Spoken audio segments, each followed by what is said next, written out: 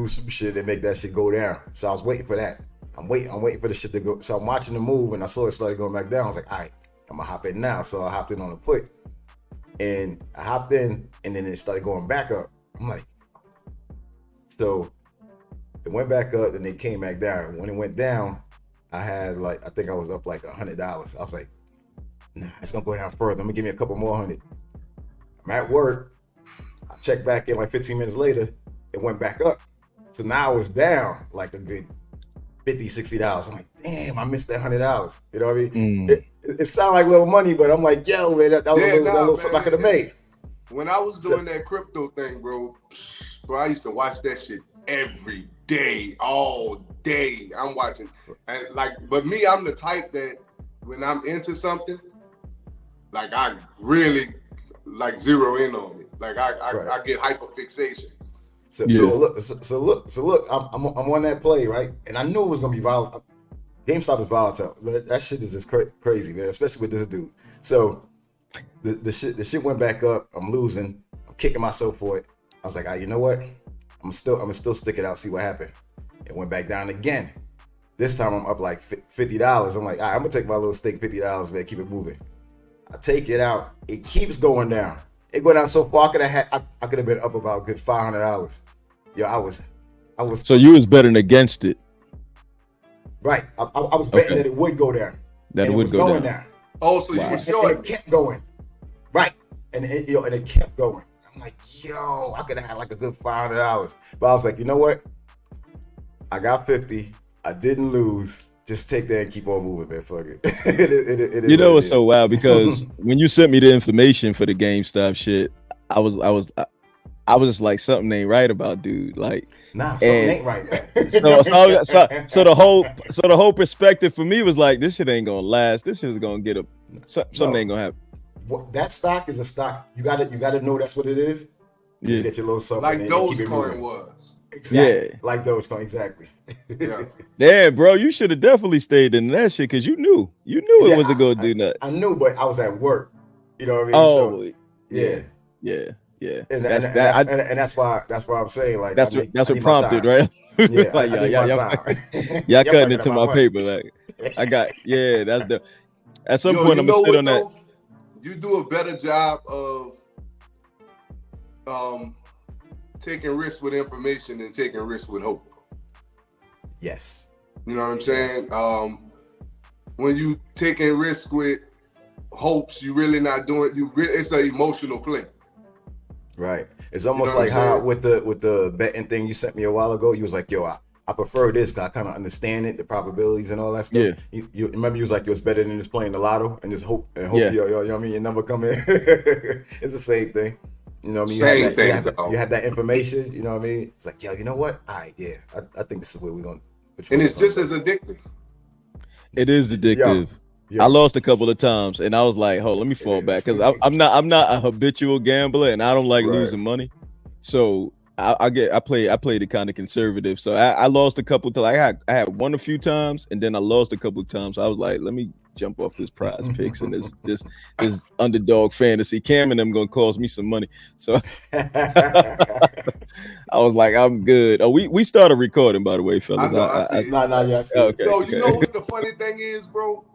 Watching the finals with people who got bets in. Ooh. Yo, they be losing their mind, bro. Bruh, they not even enjoying the game. No. Hell no. They losing their mind. They breaking their TVs. No, they don't care about they big wild. plays. They don't care about dunks. None of that. They care about their bread. They care about who got what by. I need Luka to score like 8 Right. before this quarter's over. That's what they think about. Those are the hardest bets, though. You betting that somebody's gonna score a certain amount of points in a quarter, and like I'll look at the history when I was really doing it. I was looking at their history and what their trends was and what their patterns were, and even with doing that, some of these dudes be surprising you, man, and then they just drop like 9 in the quarter, and you be like, man, come on, dog, you ain't did that all year, bro. Like what? Now you want to drop 8 in the first quarter? Come on, you wait till I bet. When you like Dan said, bet on yourself. Bet on yourself. That's the outcome you can control. Right. That's what a lot of people do it, bro. Like they betting on themselves in them interrogation rooms too. Nice segue. Yeah, right. You know I'm a fan of segue. All right, so when we was in the pod, we was talking about boundaries, and then Biko, you was like, yo, you guys talk about street code too. And I think we could start with that because recently Bun B was on the stand testifying about what happened a couple years ago at his house. A guy went in the house attempting to rob it, saw that his wife was there, and then he put a gun to his wife's head. Ultimately, they ended up getting out of that situation without any physical damage, but certainly some traumatic experiences. Yeah. And his wife, I think one day he said that his wife was at least going towards the kitchen or going towards the stairs where the incident happened, and she just had a breakdown, and he knew at that point they couldn't stay at that house. So ultimately, I believe they ended up finding a new place to live. But while he was on the stand and people was commenting, they was like, we live by this forever, talking about the street code. He's like, all that stuff you put in the music, and this don't end just because you changed your life. This is what it is. So what's your take on that? Because I don't know the history of UGK to the degree of their street element. I know them as incredible MCs, but what's their street credentials that makes people think that's something to say? I don't know much about the group themselves, but MC, I know for a fact he stood on that. Like, it didn't matter what it was. He wasn't that I'm getting on the stand type. It didn't matter what it was. He was one of those, like, to the I want to say to the point where it's just like over the top. Like he was like that. I can't give a fuck. He was street. You know? Yeah, he was. So maybe that's where that's coming from. You from the South? You closer to Texas than us, brother. Right. You so, I'm pretty sure you got the history of them. So first and foremost, let's deal with the concept of the street code, right? Code is kind of the same thing as a group of laws, right? So the point of laws is governance, right? To govern a specific society, a country, a group of people, or whatever. The difference between real laws and codes versus street laws and codes, unwritten laws and codes, is I don't think the street laws and codes take into consideration the evolution of society, right? Mm-hmm. The evolution of the thing that it's governing. For example, the Constitution, when it was first written, it served the purpose for the people that it was written to protect. Right. But as that group of people grew, as the land that it was governing grew and it became more massive, certain things had to change to protect the people. Right? So now you got Congress, you got the Senate. All of these groups of people convene at some point to discuss whether or not these laws and these codes and this code of ethics is serving the people. Right. Who is the governing body for the streets? How often do they meet? And are the codes serving the people? That's a big thing. And speaking of the Constitution, that's why they call the Constitution a living and breathing document, because it was made in a way so it can make adjustments, because they knew that the republic that we made was going to be imperfect. Now, of course, they didn't account for the black people in that population to the degree at which it is. So there's still a lot of fight on our side to try to get more liberties. I wouldn't say rights, but certainly liberties at our disposal. So they knew enough about that they couldn't be so rigid with the laws, and they was able to amend it and all of those things. When you think about the street code, you're right. There's nobody governing it. There's nobody who can say, hey, we need to amend this. We need to make certain exceptions for this experience. And then you get the kids, the younger generation, I won't say kids, who come out here and their experience of the street has been exclusively on the internet. That's where the bulk of their information comes from. Yep. They never actually stood on no corner doing anything. And a lot of times, even the ones who are in the streets now, these people are doing like bank scams. They not, it's nothing that's really going to constitute the level of violence that had the experience in the 90s and the 80s and so forth and so on. Like no one's shooting up the house because you messed up on a little, whatever. So I think they got it messed up too. But they also speaking from both sides of their mouth, because when the pressure's on you and you inside of those interrogation rooms, you gonna fold if you value your freedom a certain way or you value your life. So what does Bun B have to do with any of that? This man is a family man. So watch this though. It's the concept is conflated. Okay, yeah. Right? The expectation of, so when you decide, usually it happens in our younger years, right? Before your frontal lobe is fully developed, you make a decision that I'm gonna be a street nigga, right? Mm-hmm. You don't realize what you're pledging to, number one. And you don't realize that it's not serving you, right? Yeah. So you pledge into this thing that's not gonna ever love you, but you love it. It's an unrequited love, right? Number two, who is bound to the street code? Ooh, I mean, when you ask that question, are you talking about? It's a rhetorical question. Right. Because I mean, I know people who stuck to it, 10 toes down. Yeah. Now we all do. Right. We all do. It's really a decision that you make for yourself, honestly, right? I'm going to stick to this code because in this particular situation that I'm in, it's required of me to honor this code.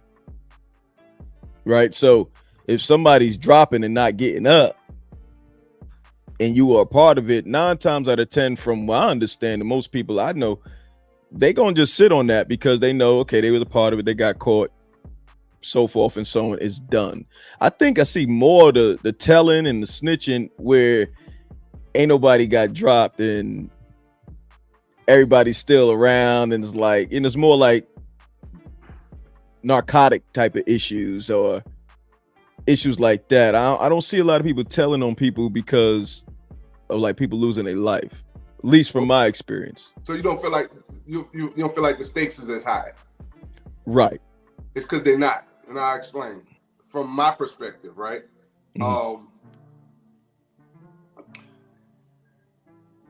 When the whole concept, now let's be honest, these ideas come from the mafiosi culture, right? Our understanding of these ideas of not ratting, not snitching, the term snitch come from inside that culture. The wise perpetuated through our parents too. Stop telling on your brother all the time. Like stop being a tattletale. But it's a street thing, right? It's a street thing. It's an anti-establishment thing. Okay, yeah. Right? But the thing is, you gotta understand, and y'all being New Yorkers, y'all understand how, especially growing up in the time y'all grew up in, y'all understand ethnic enclaves, right? Y'all had actual Italian neighborhoods. Y'all had actual Jewish neighborhoods. Y'all had actual Black neighborhoods, Puerto Rican neighborhoods, just ethnic areas that were exclusive to that ethnic group. All of the stores were owned by people, usually, except us, really, but owned by people. We come on, man. We had some owned by us. I know we had some, but most of the ones that was owned in our neighborhoods, a lot of them were like the Caribbean people. Like Muslims, they came from like the West Indies, and then the Muslims had some as well. A lot of them in Brooklyn, but certainly in Queens, a few of them. But when we saw like the black establishments, a lot of those were people who migrated from the Caribbean. Like they had the fruit stands, they had the Jamaican restaurants, they had a couple of them had some corner stores. Shout out to No Names. They was one of the, I used to love that spot. That was first place I had a beef patty and cocoa bread. Go ahead. But so I'm saying that to say those people came from a whole nother country to come here because they didn't trust the government there, or they were oppressed by the government there. So they came here with a distrust for law enforcement, a distrust for the government, right? So they governed themselves and established their own government. Established their own kind of law and order, right? Of course, with that came the extortion and the black hand and all of those different type of elements, those criminal elements. However, the laws of the land were not prepared to to enforce laws on those groups, right? So there was no RICO laws, stuff like that, right? Right. So with that being said, somebody get pinched for extortion, it might do a couple months, maybe a year and a half. If you don't tell on us, we'll take care of your family for that year and a half you down. Mm-hmm. Yeah. Right? That's the incentive not to snitch, not to roll over, not to rat, not to tell on your friends. Because we are a community that takes care of our own. But now, today, who finna take care of somebody's family for 20 years? Nobody. So and they don't even have the means to. Rat, bro. They don't have the means. You're right. There was another incentive too. Snitches get stitches. Right. Yeah, that too. to me, even that's that's a regression of what the actual penalty was. The penalty was snitches got to die. Mm-hmm. Yeah. Because if you would turn your back on your friends because you can't do a year and a half. I think Biko was being he didn't want to say it specifically. I think he knows what you talking. And I'm not saying I live by those ethos, right? Because I'm not a criminal. I'm not a gangster. I ain't never been one, right? Thank God you said that on camera. Appreciate you. But I did grow up in a place that those laws was in place, and I grew up with that same indoctrination. Right. So my code of ethics for myself is definitely from a street perspective. That's where I grew up. Mm-hmm. But I also have experienced enough life outside of where I grew up to understand how those laws and ethics don't serve you in every environment. They certainly don't. When you look at where it's at now, and people just saying, not even saying, constantly having to differentiate between snitching versus someone just being a citizen and reporting a crime. That's like we had this conflated. Right, exactly. So when it came, like they had this conversation about Cam when he said if a serial killer, the rapist, he said he's not going to say anything. And when he said that during that time, I was like, "The hell is wrong with Cam? Like that don't have nothing to do with it." Now, if you got something else that you got going on in your domicile, you might have to turn a blind eye to that because then you're bringing the heat on yourself. So in Bun B's case, you know, he's just being an honorable person. And then he had to see his wife go through that. Right. You know, so he's being the husband. And some people were saying he shouldn't have said anything and handled that himself. But then I'm like, well, if he goes ahead and do that and then he gets caught, then he's not honoring his family because now. But he did protect his family. Yeah, he did. They talking about like go handle it itself though. So once again, that's the law not serving me, right?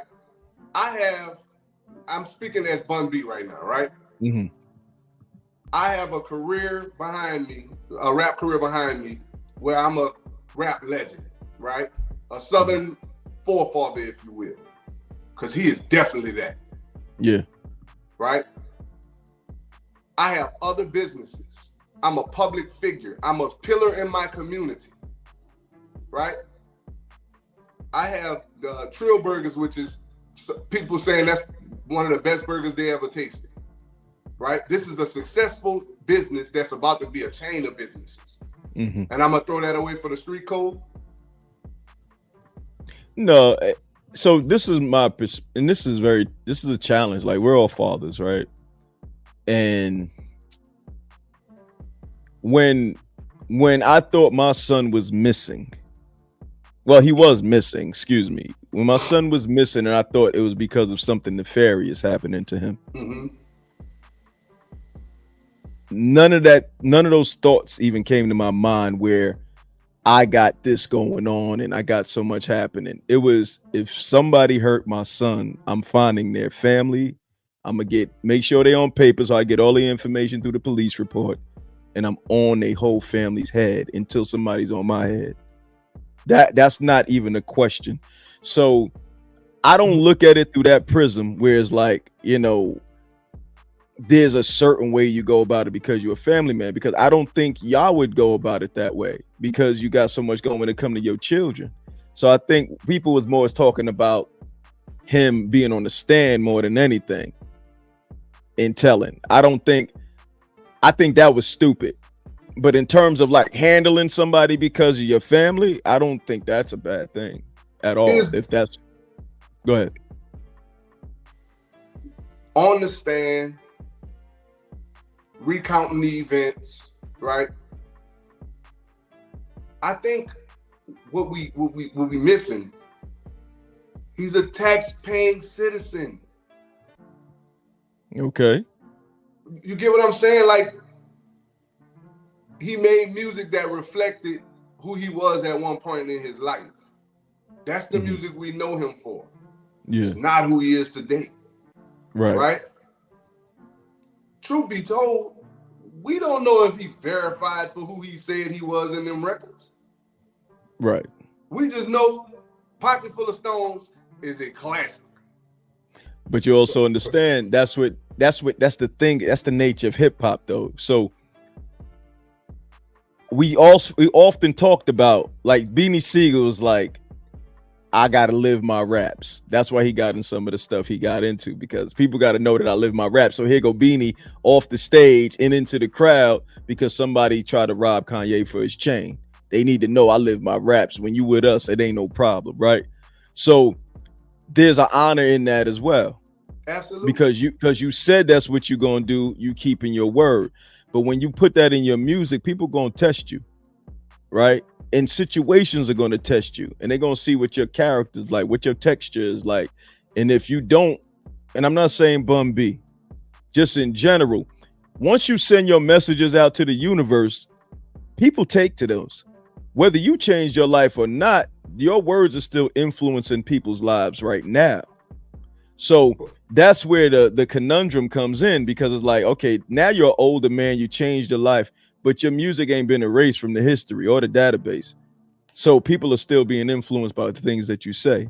Question: How did this case come about? Like, why did it go to why did it go to trial? Oh, they caught the guy. They called him, filed the police report. Yeah. A home invasion. It was a home invasion. Who filed the police report? More than likely, him and his wife. His wife did, yeah. So, and it went to trial, and they were summoned to come testify?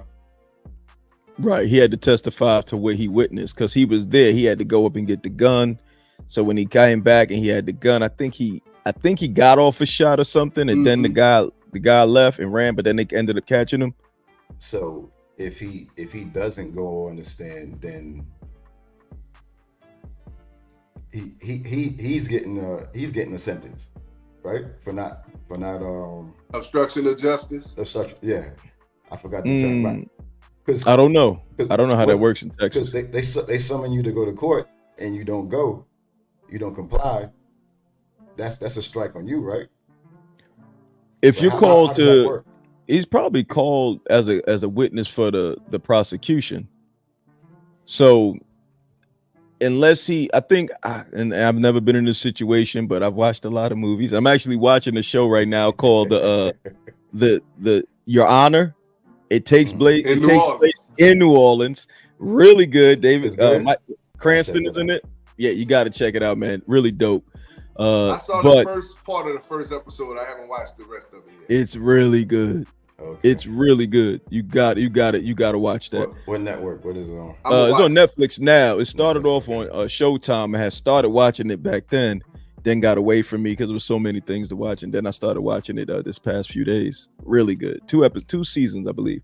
But from my understanding is when you get called as a witness for the prosecution, you're basically there to speak on what you've already testified behind a closed grand jury or something like that. So if he already did that, then yeah, he has to follow through with that. But if he never went to that portion of it, then I don't He's just somebody who just don't want to be bothered. I guess what I'm getting at is he a willing participant, or was he like forced to come? I think on behalf of his wife, he probably willing, because he was on the stand crying. Like, that shit really affected him. Yeah, it really affected him. But bro. Go ahead. Nah, go ahead, Creole. Go ahead, Victor. If we talking about the code, right? We talking about street corner indoctrination. Mm-hmm. Where's the accountability for even playing with somebody that's a pillar in the culture? I see what you're saying. Yeah. Think of this Bun B. Right. Where the OG that told Youngin, say, bro, don't do that. He didn't know that was Bun B's crib, though. It don't. But this is my thing. Like, who governing them? Let's be honest, though. And when I say these, like that though, huh? To a degree, but it was losing its footing back then. There was threads that was hanging out of the fabric of that as well. Yeah. The things that people did when they were young, it's not something that you could really excuse, because especially if it affected people's, like, it's people right now still in prison. Like, I had a family member come home after doing 25 years. You only know what that's about, right? Right. What he got into as a youth, he's not the person now, but his actions still affected people. You know what I'm saying? And he did his time for that, and that's the end of that to a degree. But if somebody that know him see him and feel away, then what? Like, once the butterfly effect is a real thing. Like, when they talk about the fluttering of a butterfly's wings, changes everything, right? No matter if it's a small amount of things, a lot, it's going to change the effect of everything in the world.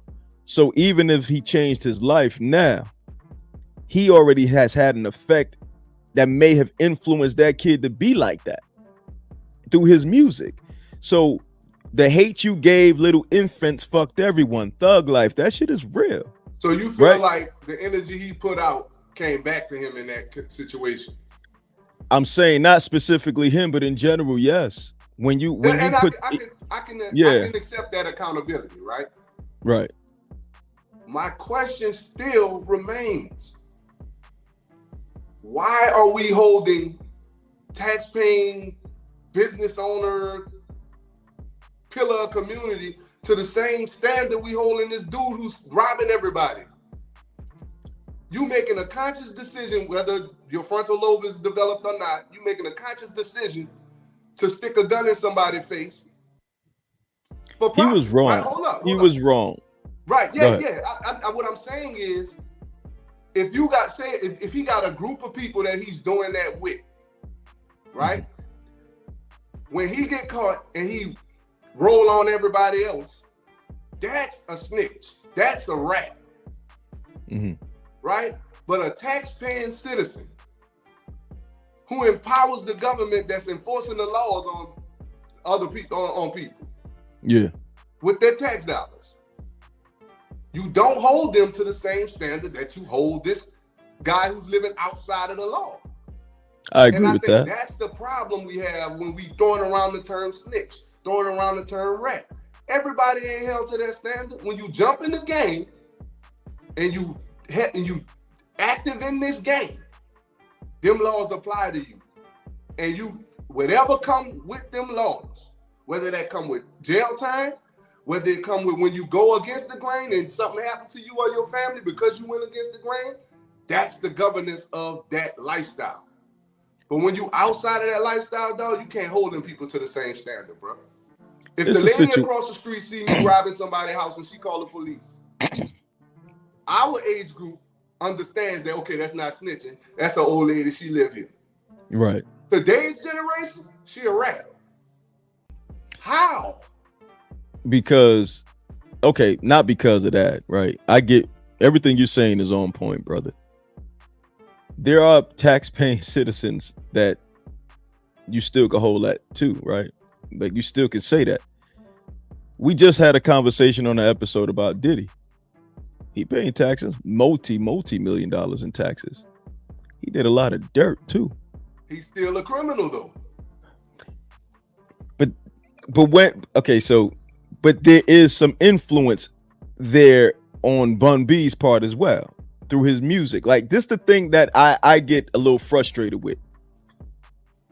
We can't say that we can go sit in the church, be inspired by the word, and then when we listen to music, not be inspired by the word. Like it's always going to be a word that inspires. Right. So if Pac could do, if I could listen to some Tupac now, Made Niggas, for instance, right? One of my favorite Pac songs. My life in exchange for yours, Bone Hated. Like when I hear that, it's like you get inspired. You feel like influenced. A made nigga, right? Man, listen. I'm from the East Coast, West Side, and as well. Like it's just it's the energy behind it, and that energy doesn't disappear because now you're a tax-paying citizen. I'm not saying he should be called a snitch at all. That's stupid. But I'm saying the hate you gave little infants fucked everyone. Thug life is real. You put this out just like other artists put this out. This kid could have been a kid that grew up on your music, and his pockets full of stones is running in people's cribs. It's not necessarily a pocket full of stones. So that's where the conundrum, that's where the people conflate me. That's when they were saying in the comments, like, yo, like, you got to stand on this, Bun. Like, I don't agree with it, but that's why you asked that in the beginning about what's his history, what's his background, is he really like that? Because then I can see why we're going down that road. That's why you asked that. Yeah. So what's his history? I don't know. Right. Okay. I got one better for you. So we holding Ice Cube to these street laws and codes? What do you mean? What did Ice Cube do? Was Ice Cube on the stand sometime? When was he on the stand? No, what I'm saying is Ice Cube was not a gangster, right? But he grew up influenced by that culture and that lifestyle, as far as seeing it and reported on it. He's a journalist, basically, right? And but he perpetuated the messaging and the stereotypes, like you saying, Hodge. Absolutely. So is he held to the same code that we trying to hold Bun B to? Absolutely, he is. How? Because if somebody roll up on him and do something to him that he was promoting in the 80s, you can't say that's not because of that. You put it out there. It's not like somebody rolling up on Rosa Parks. I'm like, talking about the snitch deck, and I'm not talking about karma. We can't govern karma, bro. Well, yeah, I guess it is karma. But my point is this: when it comes to like the snitch jacket, I don't have an occurrence where Ice Cube was on the stand testifying against anybody. So why bring up Ice Cube? Like, let's try to bring up somebody who actually was on the stand. This is what I'm saying, right? There are people inside hip hop culture that we know had messaging in their music that was not true to their real lifestyle. Ice Cube is a married man that been married to the same woman since the early 90s, right? But we haven't had a situation where he was held to have to be. They know it. No one ever challenged his jacket in the streets yet to that degree. He wasn't on the stand anywhere. Bruh, no, I'm not talking about. But okay, so getting robbed and not doing nothing about it. A nigga having your chain and you happen to pay to get it back. I don't know anything about that. You talking about old boy that saw him at the light and punched him in the face? Yeah, that's what I'm saying. He got smut on his jacket, bro. No, because he lost the fight. No, because of how he lost the fight. But he ain't tell. He ain't do nothing about it. But okay, but what I'm saying, bro, everybody who did music in the 90s and about gangster rap or gangster lifestyles or hardcore music was not no gangsters, bro. Absolutely. We understand that, but so to know that this is a facsimile, and to hold it to the standard of the real thing, that's not you can't do that. You can't do that. It's different things, bro. I think the comments, some of them are outlandish. Like, I agree. Like him testifying on behalf of his wife's experience, I'm all for that. But I have to play the other side of that purposely because we have to be aware of what we put out there. Yeah, I agree, and I agree. We definitely agree there, bro. Yeah, so I don't consider him a snitch, but I do consider the possibility that some of the reason why people are saying that is because they grew up listening to his music. I didn't grow up listening to UGK, but I know they're from Texas, and people always talk in Texas, like you gotta watch out for them Texas boys, right?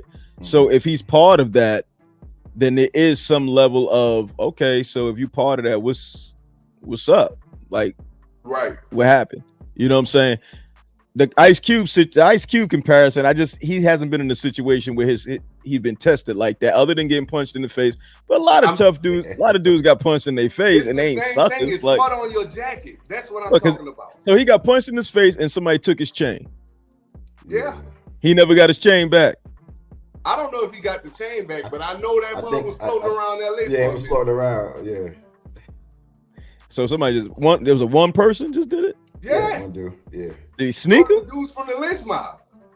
I think he was sitting in the car, and then dude walked into the car like, "Yeah, what up now?" Something. The dude who do the voice for Franklin on GTA. Okay, yeah, I did hear about that. That's the dude who did it. And you say he's from the Lynch Mob? Huh? He from the Lynch Mob? Yeah. I thought they was down with each other. I don't think he's from the Lynch Mob. He used to roll with Cam. Okay. Oh, Cam from LA. Solo, that's his name. But I want to clarify what I'm saying by this, right? Okay, go ahead. I'm a huge Ice Cube fan. Okay? And I'm not calling into question his toughness or none of that, right? What I'm saying is you made music from the perspective of a gangster and you weren't one. Right? But let's keep it real with Ice Cube specifically. When you listen to Ice Cube's music, a lot of his stuff is anti-establishment. It ain't really gangster in the sense of going against black people like that. Listen to his music. You know that. Haas, you skating right now, bro. Ice Cube had Ghetto Vet, right? He had he has How to Survive in South Central. Like it's a lot of music that perpetuates. But that's a story. But he's told a lot of stories though, right? Yeah, and I respect that, bro. Was it first-hand accounts that he was telling in his music, or was it second-hand accounts? It don't matter. Is it the energy that he's putting out there or not? Yeah. Huh? Is it the energy that he's putting out there or not? Oh yeah, it's definitely the energy he putting out there. I agree with that. But when you compare it to Bun B, but it's not comparable to Bun B because Ice Cube, you said him getting punched in the face is the same as somebody getting on the stand and no. What I'm saying is the comparison I'm making is somebody who, just because somebody does a certain type of music do not mean that that's that person's real life. Okay. Right? And I think sometimes we conflate entertainment, right? And we're old enough to we in our 40s. Cool. We old enough to know the difference. You're in your 40s. I didn't even know you was in your 40s. Bro, I'm unk. You unk? Yeah. You looking at soups now? Oh, I'm in my 50s. Bro, like ain't no. Wow, I didn't know that. I didn't know y'all was that old. So I wouldn't even did this podcast with y'all had I known. I would wear a matching linen suit. You wear a matching linen suit? I would wear with the sandals? With the sandals? Yo, he got the crushed linen with the Jesus kickball sandals. Boy, and the Kango. With the Jesus jeans. Yo, I can't. Yo, son, the Wale Jesus jeans. Yo, bro, like I can't. I can't. But the point I'm even getting at, bro. We have to understand who those laws apply to and who they don't. So we got to figure out the boundaries that exist within that. But I think when it comes to that, it is like the Wild Wild West now. And we might be too far gone. I think society as a whole here in the United States lost a lot of boundaries that was keeping things in place. Like this whole identifying as this, identifying as that is feeding that in a lot of ways. I identify as a gangster, right? Like but overall, I agree that Bun B was fine in what he did, right? Yeah. I have no problem with what he did if that was my wife. Scrutiny. But I understand the scrutiny. Absolutely. I understand the scrutiny up to the point of calling him a rat. The street code been washed, man. Because you got people, man, and dating back to I don't know how long ago, that were playing in the streets and feeding the boys information at the same time. Yeah. Like it's Frank Lucas. It goes way back. You know, they'll call that strategic. Strategic. Right. Yeah. Right. Yeah, and you got to be careful because even Hove, you know, they were speaking about this lady that he had on his Desiree Perez. Oh yeah. You know that she was a street person. She wasn't, but then you know she turned informant. Right. You know, and this is public knowledge. But let's segue into boundaries a bit because, you know, I go to therapy and it's helpful and it's very helpful. And one of the things that I struggle with is our boundaries. And you don't realize you allow people to encroach your boundaries or you have allowed them to until you're out of the situation and you realize how you dishonored yourself so many times by not putting it up front. So let's get into that as far as like relationships, friendships, family dynamics, because boundaries get crossed a lot in family dynamics, right? So one of the things, you know, I was talking to her about, she was like, you know, don't try to be so rigid about the boundaries that you set. Still have yourself open, but understand that there's certain things that are deal breakers for you, right? And honor those deal breakers. Like, so if the girl you talking to don't eat pork and she eats pork, you can't assume that you're going to be able to change that. And if you're trying to build a life or assuming that that's your next step when a woman that you meet, why is acceptance of pork even a thing? You already know that's not how your get down is. You should already be like, okay, we ain't gonna be the rock like that, and whatever else your boundaries might be. So what are some of the boundaries? Like, let's talk to Cardell real quick because he's married, right? You got 5 kids. What is it about your deal breakers that, well, just tell me about it. Was there any deal breakers? What are the things that boundaries set? Did your wife set any boundaries for you? Were there deal breakers that you may have seen and then you was like, you know what, she's a good person, or what? Was everything kind of like ambiguous and in gray area? Ooh, that's a great question. I would say with us, our story was not necessarily the classic love story, right? So the honeymoon phase was not really a honeymoon phase. We did a lot of talking. Like, we discussed red buttons and like early in our relationship, not necessarily deal breakers, but red buttons, right?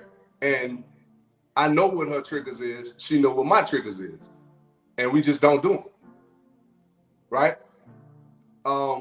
She told me early on, don't call me out my name.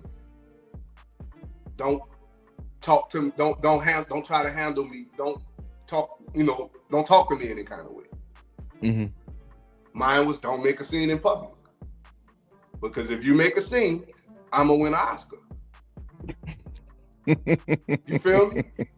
That was my spiel.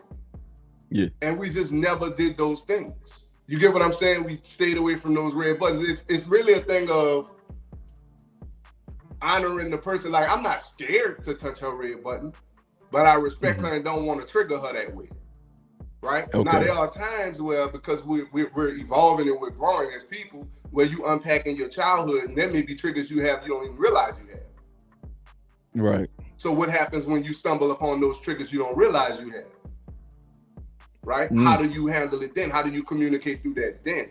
And I think we've done a decent enough job, because both of us are kind of intuitive, to where when we run up on those boundaries, understanding the energy shift, not taking it personal, and actually waiting until the emotions subside to where we can have an intelligent conversation about it. That's one of the strengths of our relationship and our connection, is just because it's never not necessarily verbalizing that you crossed the boundary, but just having the intuition to say, okay, something ain't right, something off, okay. Then you start to self-analyze and be like, okay, maybe I did something. Then you ask. And they'll either affirm or say, nah, that wasn't it, right? You get what I'm saying? So it's just really communicating, bro. But as far as boundaries, I don't know nobody enforce a boundary like her.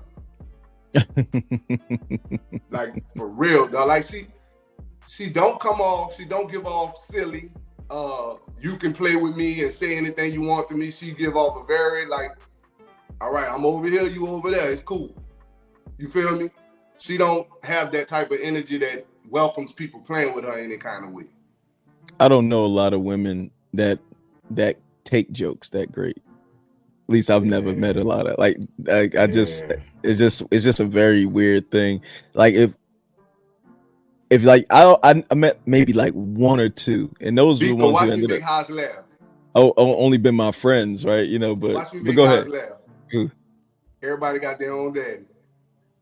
Oh man, but listen, she's but she's not. Definitely. I don't think she's someone who can take a joke, but I think that's because of the dynamic of that, right? Like when we know her the same way, right? Like I know her the way you know her. Like she's just somebody that's cool. Like it's nothing like that. But I don't think if I was to ever deal with her on any level beyond, that environment, that it would be the same thing. Fair. Yeah. I think I'm talking about the women that I've known intimately, like, and I don't necessarily mean romantically. I just mean like I know them. Yeah. They not great at taking jokes. They don't, like. Yeah, my wife, she can't really take a joke.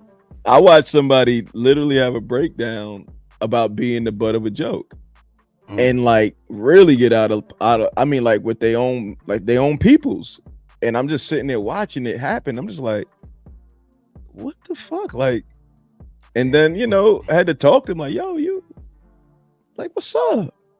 And it was so wild to me, and I'm a very funny person, right? So it ain't a joke that I can't tell in my mind, right? It's like, because it's not a joke. Cardell laughing because it's not a joke that you can't say about me that I'm gonna be like, oh yo son, chill, fuck out. Like I don't care, like it's all in fun. Right. Once I know who you are. So anyway, so not to get off topic. So the boundaries are there. So Biko, like, what boundaries do you set? Boundaries? Do you have boundaries? Like, what is it? Do you feel your way around those boundaries and see where it is with this person, or do you already have some already set in stone? I wouldn't. And what were the times that you may have dishonored your boundaries? Oh, man, I decided myself big time, man. And my boundaries, they grow and change as I get older. Mm-hmm. And I live off of that. One, for example, is guy friends. I'm just I tried it, and it's just I ain't with her having no guy friends. You know what I mean? Like nah, cause them dudes just sitting in the wind waiting, man. They just I don't care what you say, man. They waiting for the opportunity. That's one. Others just pop up as they trigger me. You know what I mean? Like, hey, whoa, wait a minute. That's reminding me of something. Hey, look, I don't like this. You know what I mean? Let's what you think about this? You know what I mean? I'll have a conversation about it. You know what I mean? So the boundaries pop up as life goes on. But as far as in the past, I just kept like, that's just that one incident. Yeah. And then next year it pops up again, and I just kept making excuses. Yeah, I dishonored myself in a big way.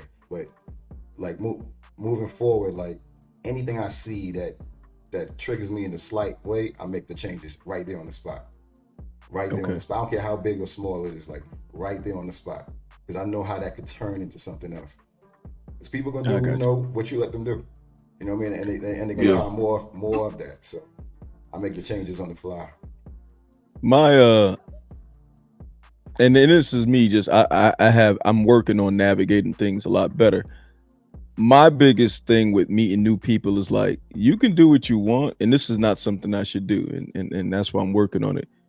Be who you gonna be as long as it don't affect me.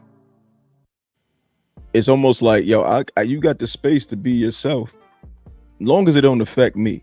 Because, and when I mean affect me, I mean like literally affect me. If you pour with money, I'm not looking at that as a problem with me.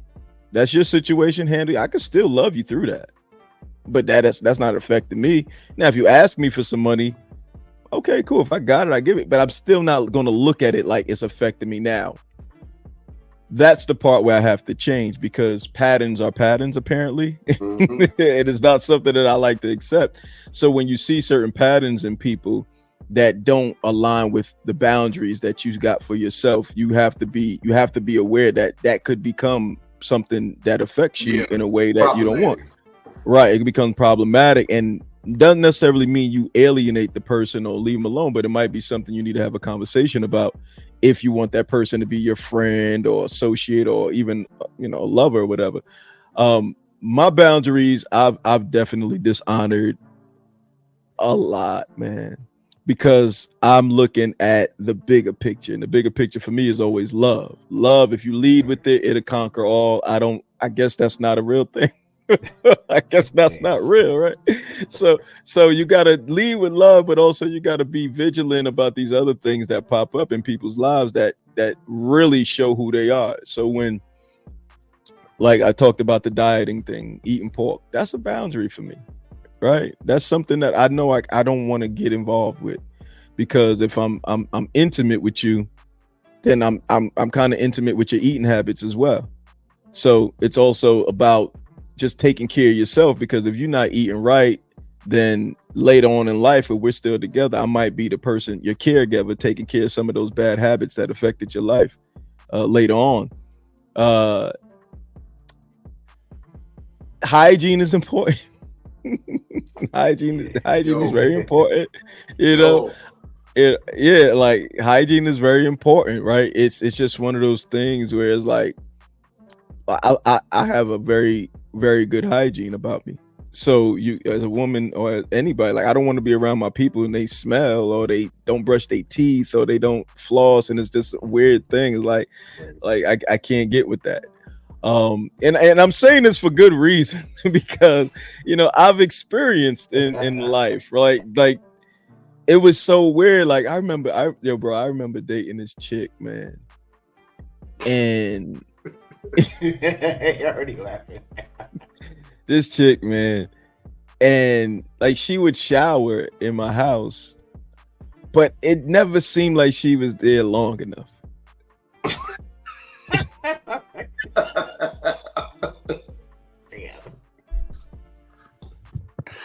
Yo, and they're like, yo, you done?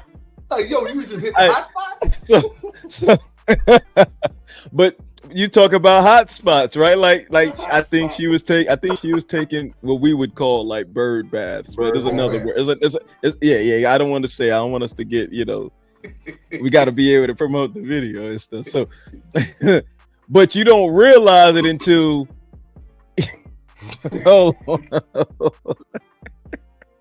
until you get into situations with them. You know where it's going, right? Damn, huh? You know where it's going. And it's not like it's not like a complete, like it's just one of the, it's like what after like pump number 5, you're like, oh yo. No. That's fine. That part is fine. Okay. That's it's where I thought you was going. No. That part is fine, but no, it's like the part like right near there is like you get like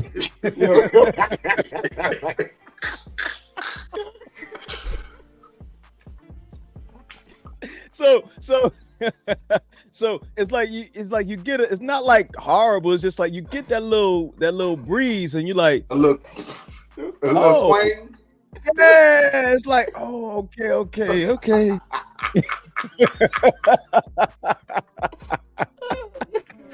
It smell like shrimp fried rice, huh? Listen. No. Like it just, you know, it's just like yeah, whatever, you know. So you know, it's just, so that's important. Like you got to know how to, like, you know, take care of your hygiene. But back to like, that's a boundary. That's a boundary. But like the deal breakers for me is definitely, all right, don't eat pork. You got to take care of your body. Like your weight is important to me. Like you got to take care of your weight. I can't, like, it's weird, but you got to. It shows discipline. You know what I mean? Don't disrespect me. Don't disrespect me. I'm talking about like loud talking and stuff like that. Cause I'm not gonna talk you down. Like I'm not gonna loud talk you. Cordell gonna win the Oscar, he said. Yeah, like I'm not having no loud arguments with you. I don't like it. Yeah, I don't like it. I don't get loud. Yeah, it gets you into a space where it's just like, this we can't keep doing this because I can't do it to you. No phone either. Yeah. I did that. It doesn't feel good. I did that before. It doesn't feel good. But I think that was kind of like it. I was at my wit's end with that. Yeah. It was just like, yeah, you got to get this, like, because I've been very amicable about this, and you think it's not another level to me that I can have this deep, serious conversation with you. We gotta have it now. Yeah. Yeah. So it's just those things, you know, and those are the things that we gotta honor as far as like just our boundaries, man. Because if you don't, you're gonna start resenting yourself, and you're gonna start resenting that person, because, like you said earlier, they're only gonna do what you allow them to do, and they don't realize that you didn't want them to do that. You just assume that they wouldn't, because right. You know what I'm saying? Here's the thing: you can't have entitlement without enabling. You can't have one without the other. So whether it be your kids, whether it be your spouse, they play with you in certain ways because you enable the behavior, because there ain't no accountability or repercussions to the behavior. Right? That's a big enabler. I'm not no more a people pleaser, right? Right. But I'm also confrontational, right? Not in a bad way. I'm gonna have a conversation. Yeah. I don't have no problem pulling you to the side and saying, "Hey, bro, this what you did, and this how I felt." Now, where it go from there, I'm with whatever. You know what I'm saying? Not because I'm some tough dude, but because I believe I'm gonna honor myself. Yeah. You feel me? So there was a dude, I'm at work at the table, and I guess his stuff was in front of me or on the side of me. He reached over me, like behind me, like over my head, but it crossed into my personal space. Now he not thinking nothing of it. Right. And he got whatever, he got it, I think it was a backpack. He got his backpack and he walked off. I got up, I went, tapped him on his shoulder and told him, "Hey bro, next time you need to reach, you could tap me and ask me to move." I would have absolutely moved for you and walked off. He didn't say nothing. No. But he crossed the boundary for me, but not every time he see me, he do this. Not on no scared stuff, but I set a precedent for what you're not finna do. Right. You know what he's saying in his mind? Yo, you shouldn't have sat next to my stuff, son. Like, what's wrong with you? He could have very well said that. He could have very well said that. At work, you definitely have to do that. I've had to set boundaries with people at work, especially when it comes to them asking you to do extra stuff you don't get paid for. Like, no. we not doing none of that. Yeah. But to keep it more personal, because I think that's what people more gravitate towards, the personal boundaries. Was there ever a time, like, in your relationships, I mean, I ain't got to talk about it because y'all still in them,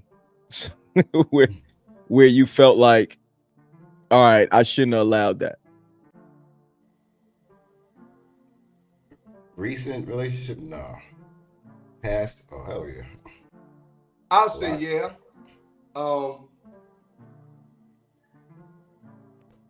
Yeah. But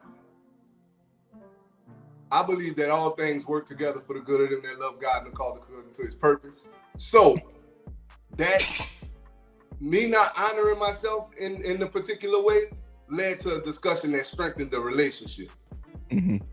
Right? Okay. So one hand wash the other. So it's not always a self-indictment. Sometimes those things about ourselves where we don't honor ourselves need to be revealed why we should. You get what I'm saying? And that was a situation for us that, to me, for number one, I pedestalized my wife. Okay. Right?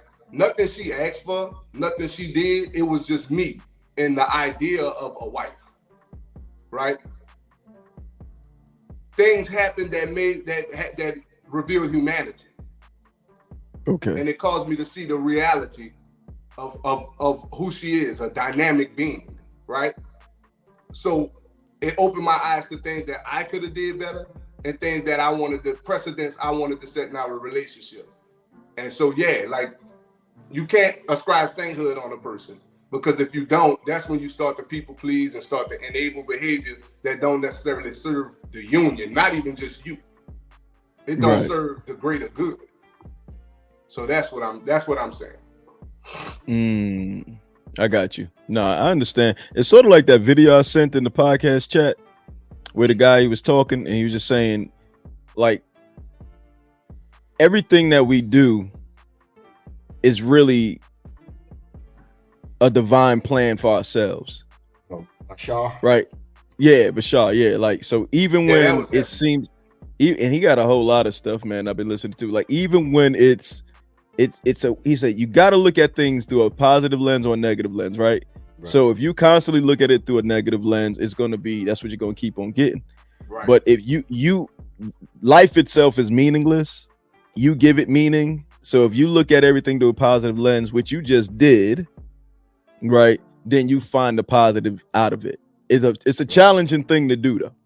But I'll say this: it's important to have people around you that love y'all. Yeah. Right? Yeah. Yeah. Because I had people around me at the time still that love us and what we represent, not just me. Mm-hmm. You get what I'm saying? Because the understanding was what we were developing me into, or making me aspire to. That's the good of us being together. You get what I'm saying? Right. That's the good of the connection. And when people love that as much as they love you, then they push you to make amends and set boundaries and, you know, create a healthy space inside the relationship. That right? village. So I had a guide that helped me, or people that helped me to see the positive in it. Okay. That didn't allow me to wallow in the negative. Do you think I don't know how deep into your faith y'all was when y'all first got together, but y'all been together a minute. Do you think you fanatically deep? Okay, so your faith, do you think that also assisted in a lot of the, I guess, the endurance that you guys have for one another? Okay. I can't speak for her. I can speak for me. I have a good dad, a great dad. That to me, my daddy is more of an example than he is a teacher. Like I'm more of an example than I am a teacher, right? So the first 5 to 10 years of my marriage, I was trying to emulate everything my daddy did, or that I saw my daddy do, right? Number one, I had to realize I'm not married to my stepmom, right? Number two, I had to realize that my path was way different from my daddy's path. The environment I'm raising my kids in is different. The time I'm living in is different, right? Who I am as a man is different. There are similarities because that's my daddy, that's DNA, right? That's what he instilled in us as far as integrity and doing what you say you're gonna do, being consistent. My daddy instilled that in us, right? Yeah. So me trying to emulate him was not serving who I'm meant to be to them. Got you. You get what I'm saying? Yeah. I don't know if that even answered the question, but no, but I mean, it's your answer, right? So yeah. I gotta take it, you know, for what it is. I think it. Oh yeah. We didn't even have. We was doing good too up to that point. Yeah, we was doing good. I'll edit it out. Nah, let it go.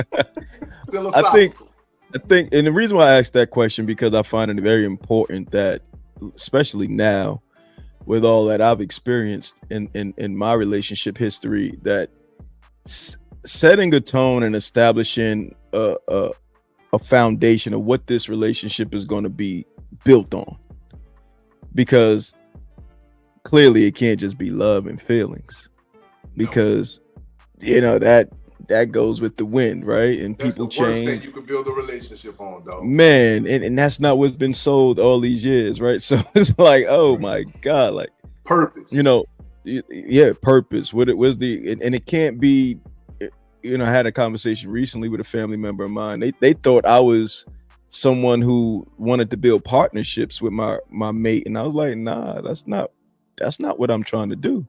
I said, I'm trying to build a lasting, meaningful relationship, romantic relationship. I don't want her to be my business partner. If something happens and that's not my goal. Yeah, that's not my goal. I mean, I think it's dope if you establish that naturally, but I think the foundation, you got to set it. Like, what are we building and what are we building it on?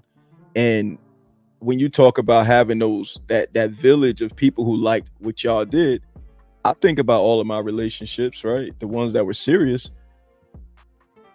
I had friends that can look and be like, and maybe a family member here, but it was never really a village of people that can look at those relationships and be like, yo, I like what y'all got.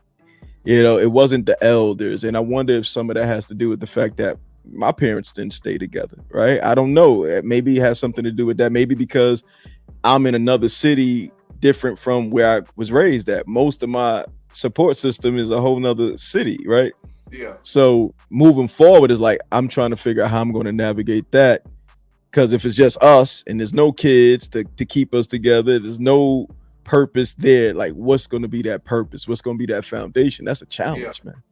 And that's a question, with Khalees. I mean, we got another 15, 16 years with her, but that's a question that will be gonna miss all the good with us. You get what I'm saying? Yeah.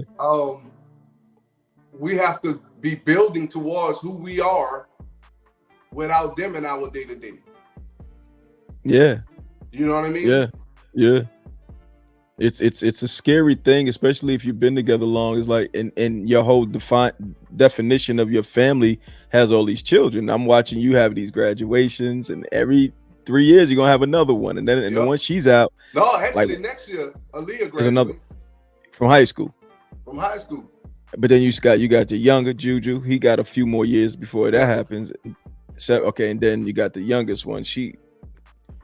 And then y'all gonna be in your 60s? No, I'll be late 50s because I was Khalees born in 2020. That's wild. So he had a pandemic, baby. Yeah, right. They was in the house too long. Boy, that pandemic babies, bro. I said that. Yeah, I was pandemic 58 or 59 at her graduation. Whew. Yeah. Yeah. And at that point, trying to, I mean, y'all should just be good, right? But it's gonna require some work still. And I'm gonna be like probably on my fifth relationship from today up to that point. There ain't no cruise control for relationships, bro. What you mean? There ain't no cruise control. There ain't no point in a relationship where y'all quote unquote coasting. And that your hands on the wheel. Man, bro, listen. Now that was something that I definitely discussed with an ex of mine. I was like, I need that though. I need a part in that relationship where I feel good enough to be like, yo, all right, let me handle this. And there were conversations where I thought that we can do that, but the need for attention is always there. And for me, it's like, it's not always there until it's not there. Then it's like, oh, we really ain't been doing nothing together for a minute. Let's talk about this. Yeah, there has to be constant check-ins, man. If you're taking that route. But you also still good. You got to know where to communicate, where it would be receptive, where each person would be receptive. That's something that I was advised to not do. I had a conversation in therapy. I had a conversation with that. I was like, one of the frustrating things that I've had in the past is like this new thing where everybody's talking about you got to know the season your partner is in and all of this stuff. And I was like, that just doesn't seem realistic. And she was like, that's not realistic. You got to communicate. You can't sit there waiting for somebody to guess what mood you in. And right. I wasn't speaking from that. Yeah. Okay, because I remember I showed you something in the past, right? And we was like, are you serious? And it was in the middle of that situation. And go ahead. No, you go ahead. My bad. Yeah, and that's what I got from what you just said, and it's like I can't do that. Like I don't want to guess nothing, you know. Let me clarify, right? So I don't know what it is energy wise when we're on the way home from somewhere where I don't know what it is why we're so open to communication. I'm open to hear what she's saying. She open to hear what I'm saying. We've worked out a lot of crazy shit in conversations on the way home. You feel, and it was always that. Or a lot of times when we on the porch, we got rocking chairs out there. We sitting in rocking chairs like an old couple, and we just chopping it up. I'm not offended by nothing she say, but we also have 18 years of having each other's best interests. That's like a track record of, I know you're not trying to say what you're saying to hurt me. Even if it hurt my feelings, the goal is to make me aware of something. Yeah. You know? So I'm not looking to, like, I don't, when I listen to her, I don't be listening to snap back. Okay. I trust the content. I think that's a good example of kind of knowing what's going on with your partner, especially when you got that time in. When you get that time in, you can do that. To expect that early on, or a few years, is very difficult. You guys live together, you guys have children together, you guys have a real life together, so you would know some aspects of her without actually having to ask her. Like, I get that part. I had a girlfriend, man. Every time we would go out, like I would plan something and we would go out and it'd be like other people there. She would like create like this drama. It was so strange, man. I never understood it. I never asked her why. I just be in this space with like, yo, like at some point I got to get rid of her because this is horrible. And then she'll make up for it in some way where it's like nothing happened. It was always like when it was going to be like something where it's going to be people around and you got to actually get up and plan for. And it was always something where it's like we end up, she like a couple times she went back to the car. I'm like, yo, what's up with you? It was weird. No bueno. Yeah. And signal is freezing up. Yeah. You sound like the parents off the Peanuts.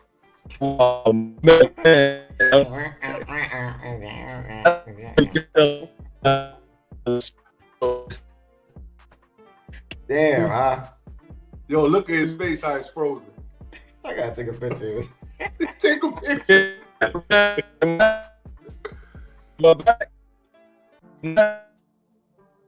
Oh man. Yo, at my back. Yo. You choppy, you back, but you choppy. Yo, son, it looked like remote CNN footage. Yeah. Reporting live from the Gaza Strip. You stupid. Yo, can you hear me now? Oh, we never stop hearing you. It's just crazy. That's like I said maybe this is God's way of saying I don't need other story. So right. Maybe. So maybe. I'm gonna let that go. All right, well, we'll just end it on that, man. It was a good conversation. Like, I'm glad we got into the boundaries conversation because I wanted to see what you guys. I think is a deeper level that we can go. Yeah. When it comes to those boundaries. Absolutely. Yeah. I haven't figured out my boundaries completely. I'm just kind of going off the cuff of what things I don't like. But there's a lot. That's what I'm saying. Yeah. Yeah, it's a lot. But I want to have those established before I get into the next situations because that list gonna grow. Wherever it's going right now, the list grows. Yeah, it's definitely going to grow. But also, just knowing things about myself to know, because I recently asked somebody, hey, man, put together something about me that, because I might be presenting myself a certain way. And it's getting people into this expectation of me being one way, but I'm really not that way. So maybe it's certain aspects within my own personality when I'm dealing with women or anybody. So I asked a little ex-flame of mine hey, what do you see when you when you think about me? Like, how does that work in your mind? And she said she'll let me know. So it's crazy because you stop that story and now you click. I don't know what you're about to say. Yeah, that's why I'm just gonna. That's why I'm just gonna leave it alone, man. All right, fellas. Always a pleasure, man. Yeah. Content is king. Let's get it in. Wednesdays is gonna be the drop days. I'm thinking that's a good day because Saturdays we record and then Wednesday drop it. I like that. But keep on dropping the solo stuff. Biko, I got to get you the green screen so you can. Yeah. And I got to get you the hats. Yeah. Just hit me up. Let me know. He still don't have his hats. I got to do it today because if I don't do it today, it ain't gonna happen. Let me know when you can get up. But we going to see Bad Boys today. Oh yeah, damn. I gotta see. I might go see that. I didn't even know it was coming out. I was seeing clips. I didn't even pay attention to it. I didn't realize it was coming out. But yeah, man. Yeah, I'm gonna go out on this, man. You want to be great. You want to take your health to the next level. Please get with me one-on-one coaching. I get you right. No absolutely. Diddy. No Diddy. We got to put that commercial together, brother. Yeah, I already got it. I just got to record it. Oh, I'll mention it when we get off there. All right, then. Let's peace out. Trial Run Podcast. Yes, sir. Later.